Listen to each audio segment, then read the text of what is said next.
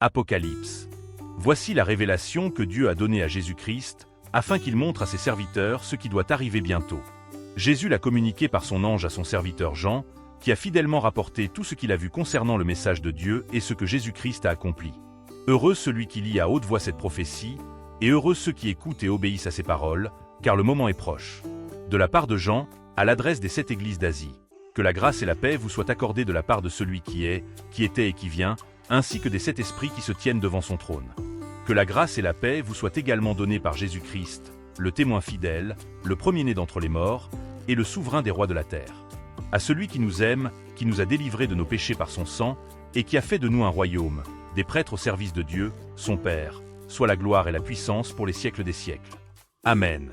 Voici, il vient sur les nuées, et tout œil le verra, même ceux qui l'ont transpercé. Toutes les tribus de la terre se lamenteront à cause de lui. Oui, cela arrivera. Amen.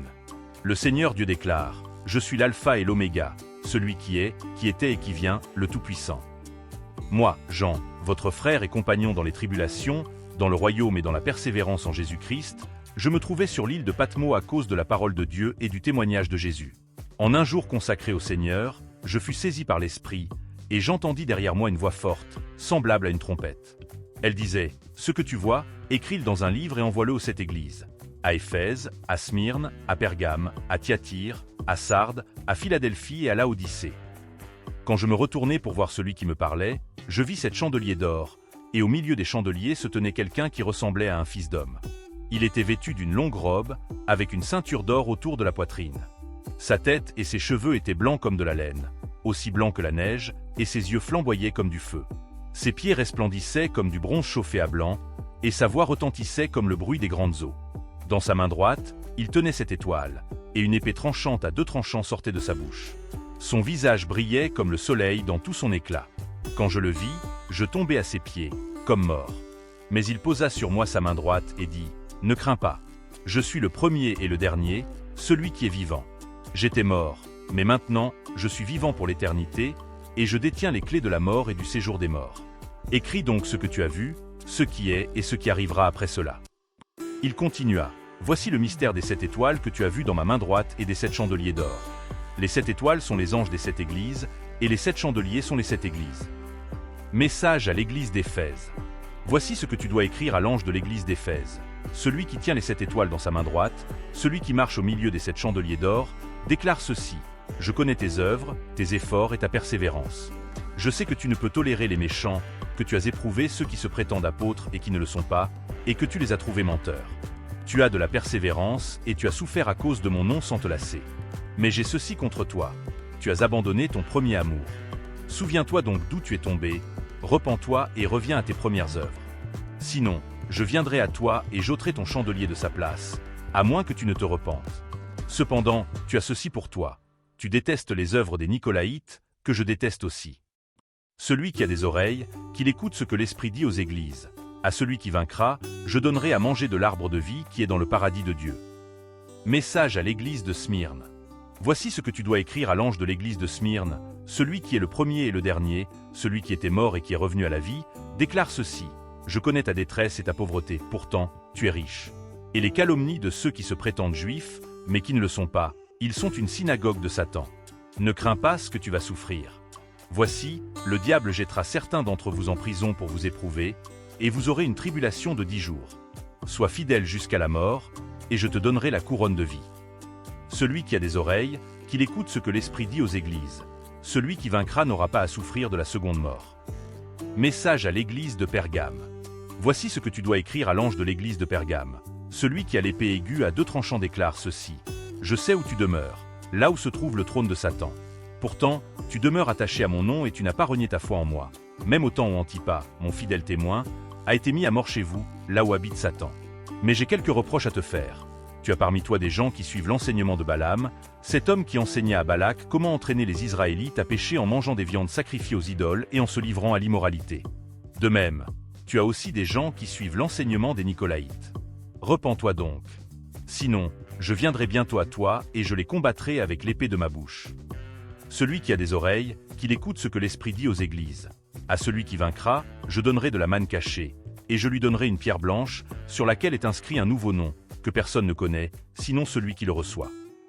Message à l'église de Thyatire. Voici ce que tu dois écrire à l'ange de l'église de Thyatire. Le Fils de Dieu, celui qui a les yeux comme une flamme de feu et les pieds semblables à de l'airain ardent, déclare ceci. Je connais tes œuvres, ton amour, ta foi, ton service et ta persévérance, et je sais que tes dernières œuvres surpassent les premières. Mais j'ai contre toi que tu tolères Jézabel, cette femme qui se dit prophétesse et qui enseigne et séduit mes serviteurs pour qu'ils se livrent à l'immoralité et mangent des viandes sacrifiées aux idoles. Je lui ai donné le temps de se repentir, mais elle ne veut pas se repentir de son immoralité. Voici, je vais la jeter sur un lit de souffrance, ainsi que ceux qui commettent l'adultère avec elle, à moins qu'ils ne se repentent de leurs œuvres. Je frapperai de mort ses enfants, et toutes les églises sauront que je suis celui qui sonde les cœurs et les reins, et je rendrai à chacun selon ses œuvres. Quant à vous, les autres qui êtes à Thyatire et qui ne partagez pas cet enseignement, vous qui n'avez pas connu les prétendues profondeurs de Satan, je vous dis, je ne mettrai pas sur vous d'autres fardeaux. Seulement, retenez fermement ce que vous avez jusqu'à ce que je vienne. Celui qui vaincra et qui gardera mes œuvres jusqu'à la fin, je lui donnerai autorité sur les nations. Il les dirigera avec une verge de fer, et elles seront brisées comme des vases d'argile, tout comme moi-même j'ai reçu ce pouvoir de mon Père. Je lui donnerai l'étoile du matin. Celui qui a des oreilles, qu'il écoute ce que l'Esprit dit aux églises. Message à l'église de Laodicée. Voici ce que tu dois écrire à l'ange de l'église de Laodicée. Voici ce que déclare l'Amen, le témoin fidèle et véritable, le commencement de la création de Dieu. Je connais tes œuvres. Tu n'es ni froid ni bouillant. Que n'es-tu froid ou bouillant? Ainsi, parce que tu es tiède, et que tu n'es ni froid ni bouillant, je vais te vomir de ma bouche. Tu dis, je suis riche, j'ai amassé des trésors, je n'ai besoin de rien, et tu ne sais pas que tu es malheureux, misérable, pauvre, aveugle et nu. Je te conseille d'acheter de moi de l'or purifié par le feu, afin que tu deviennes riche, et des vêtements blancs, afin que tu sois vêtu et que la honte de ta nudité ne paraisse pas, et un collier pour oindre tes yeux, afin que tu vois. Moi, je reprends et je corrige tout ce que j'aime. Aie donc du zèle et repens-toi. Voici, je me tiens à la porte et je frappe. Si quelqu'un entend ma voix et ouvre la porte, j'entrerai chez lui, je souperai avec lui, et lui avec moi. Celui qui vaincra, je lui donnerai de s'asseoir avec moi sur mon trône, tout comme moi-même j'ai vaincu et me suis assis avec mon Père sur son trône.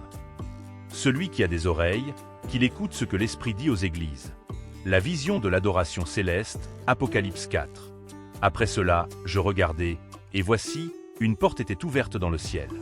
La première voix, que j'avais entendue comme le son d'une trompette, me dit « Monte ici, et je te montrerai ce qui doit arriver dans la suite. » Aussitôt, je fus ravi en esprit. Voici, il y avait un trône dans le ciel, et sur ce trône quelqu'un était assis. Celui qui était assis avait l'aspect d'une pierre de jaspe et de sardoine. Un arc-en-ciel, semblable à une émeraude, entourait le trône. Autour du trône, il y avait 24 trônes. Et sur ces trônes, 24 anciens étaient assis, vêtus de vêtements blancs, et sur leurs têtes des couronnes d'or. Du trône sortaient des éclairs, des voix et des tonnerres. Devant le trône brûlaient 7 lampes ardentes, qui sont les 7 esprits de Dieu. Devant le trône, il y avait comme une mer de verre, semblable à du cristal. La louange céleste, Apocalypse 4, 6-11. Autour du trône et dans son entourage, il y avait 4 êtres vivants, remplis d'yeux devant et derrière. Le premier être vivant était semblable à un lion, le deuxième être vivant ressemblait à un jeune taureau, le troisième avait le visage d'un homme, et le quatrième était semblable à un aigle en plein vol. Les 4 êtres vivants avaient chacun 6 ailes, et ils étaient remplis d'yeux tout autour et au-dedans. Jour et nuit, ils ne cessent de dire « Saint, Saint, Saint est le Seigneur, le Dieu Tout-Puissant, celui qui était, qui est et qui vient. » Et chaque fois que les êtres vivants rendent gloire, honneur et action de grâce à celui qui est assis sur le trône, à celui qui vit au siècle des siècles, les 24 anciens se prosternent devant celui qui est assis sur le trône. Ils adorent celui qui vit au siècle des siècles, et ils jettent leur couronne devant le trône en disant « Tu es digne, notre Seigneur et notre Dieu, de recevoir la gloire, l'honneur et la puissance, car tu as créé toutes choses, et c'est par ta volonté qu'elles existent et qu'elles ont été créées. » Le livre scellé et l'agneau, Apocalypse 5. Puis je vis dans la main droite de celui qui était assis sur le trône un livre écrit à l'intérieur et à l'extérieur, scellé de 7 sceaux. Et je vis un ange puissant qui proclamait d'une voix forte « Qui est digne d'ouvrir le livre et d'en briser les sceaux ?» Mais personne, ni dans le ciel, ni sur la terre, ni sous la terre, ne pouvait ouvrir le livre ni le regarder. Je pleurais beaucoup, parce que personne n'avait été trouvé digne d'ouvrir le livre ni de le regarder. Alors l'un des anciens me dit « Ne pleure pas. Voici, le lion de la tribu de Juda, le rejeton de David, a vaincu pour ouvrir le livre et ses 7 sceaux. » Je vis au milieu du trône et des 4 êtres vivants, et au milieu des anciens, un agneau qui semblait immolé. Il avait 7 cornes et 7 yeux, qui sont les 7 esprits de Dieu envoyés par toute la terre. L'agneau vint prendre le livre de la main droite de celui qui était assis sur le trône. Quand il eut pris le livre, les 4 êtres vivants et les 24 anciens se prosternèrent devant l'agneau, chacun tenant une harpe et des coupes d'or pleines de parfums, qui sont les prières des saints. Ils chantaient un cantique nouveau en disant « Tu es digne de prendre le livre et d'en ouvrir les sceaux, car tu as été immolé, et tu as racheté pour Dieu, par ton sang, des hommes de toute tribu, de toute langue, de tout peuple et de toute nation. Tu as fait d'eux un royaume et des prêtres pour notre Dieu, et ils régneront sur la terre. » Je regardai, et j'entendis la voix de nombreux anges autour du trône, des êtres vivants et des anciens. Leur nombre était des myriades de myriades et des milliers de milliers.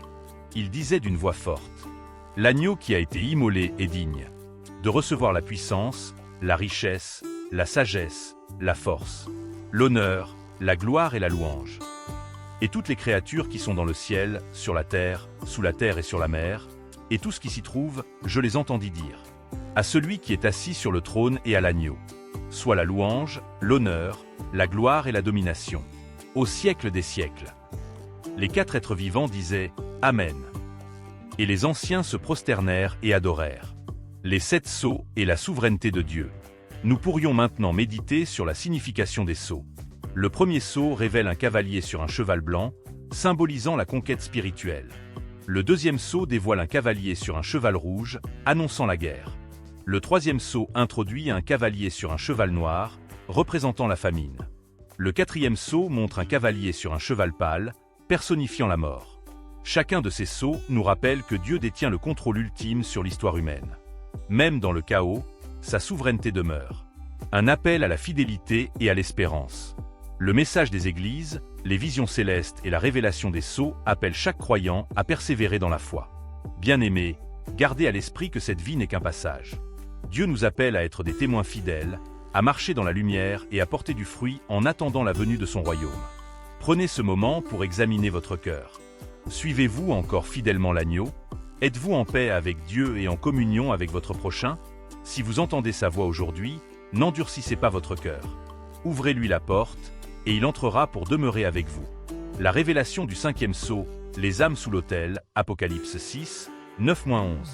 Quand l'agneau ouvrit le 5e sceau, je vis sous l'autel les âmes de ceux qui avaient été immolés à cause de la parole de Dieu et à cause du témoignage qu'ils avaient rendu. Elles criaient d'une voix forte. « Jusqu'à quand, Maître saint et véritable, tarderas-tu à juger et à venger notre sang sur les habitants de la terre ?» Il leur fut donné à chacun une robe blanche, et il leur fut dit de se tenir en repos encore un peu de temps, jusqu'à ce que le nombre de leurs compagnons de service et de leurs frères, qui devaient être mis à mort comme eux, soit au complet. Les âmes des martyrs, un témoignage vivant. Ces âmes sous l'autel symbolisent la fidélité des croyants persécutés à travers les âges. Le 6e sceau, le jugement imminent, Apocalypse 6, 12-17. Quand l'agneau ouvrit le 6e sceau, il y eut un grand tremblement de terre. Le soleil devint noir comme un sac de crin, la lune entière devint comme du sang, et les étoiles du ciel tombèrent sur la terre, comme lorsqu'un figuier secoué par un vent violent laisse tomber ses figues. Le ciel se retira comme un livre qu'on roule, et toutes les montagnes et les îles furent déplacées de leur place. Les rois de la terre, les grands, les chefs militaires, les riches, les puissants, tout homme, esclave ou libre, se cachèrent dans les cavernes et dans les rochers des montagnes. Ils disaient aux montagnes et aux rochers, « Tombez sur nous et cachez-nous devant celui qui est assis sur le trône et devant la colère de l'agneau, car le grand jour de leur colère est venu, et qui peut subsister ?» La peur face au jugement divin. Ce passage puissant dépeint un bouleversement cosmique, un signe clair que le jugement de Dieu est imminent. La peur des puissants de ce monde face à la colère divine souligne une vérité profonde. Aucun statut, aucune richesse ou pouvoir terrestre ne peut protéger de la justice de Dieu. Mais pour les enfants de Dieu, cette vision n'est pas une cause de crainte. C'est un appel à rester vigilant, à vivre en harmonie avec sa volonté et à chercher sa présence dans chaque aspect de notre vie. Le sceau des 144 000 et la grande foule, Apocalypse 7. Avant l'ouverture du 7e sceau, une pause est observée. 4 anges retiennent les vents destructeurs pour permettre le saut des serviteurs de Dieu. Jean entend alors le nombre de ceux qui sont scellés, 144 000, issus de toutes les tribus d'Israël. Puis j'en vois une grande foule que personne ne peut compter, de toutes nations, tribus, peuples et langues. Ils se tiennent devant le trône et devant l'agneau, vêtus de robes blanches et portant des palmes à la main. Ils crient d'une voix forte. Le salut est à notre Dieu qui est assis sur le trône et à l'agneau. Tous les anges se tiennent autour du trône, des anciens et des 4 êtres vivants. Ils se prosternent devant le trône et adorent Dieu en disant « Amen ». La louange, la gloire, la sagesse, l'action de grâce, l'honneur, la puissance et la force sont à notre Dieu, au siècle des siècles. Amen. La promesse de réconfort éternel. Un des anciens explique à Jean que cette grande foule, vêtue de robes blanches, représente ceux qui viennent de la grande tribulation.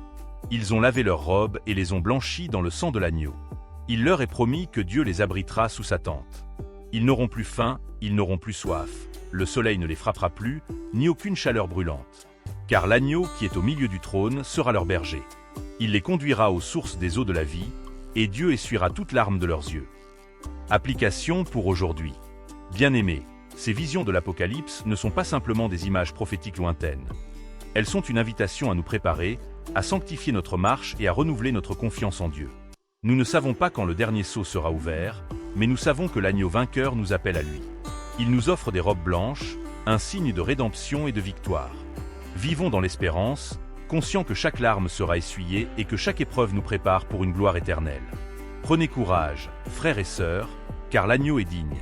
Et dans ce grand plan divin, nous sommes appelés à participer activement, à proclamer la lumière de sa parole et à partager la gloire de son salut.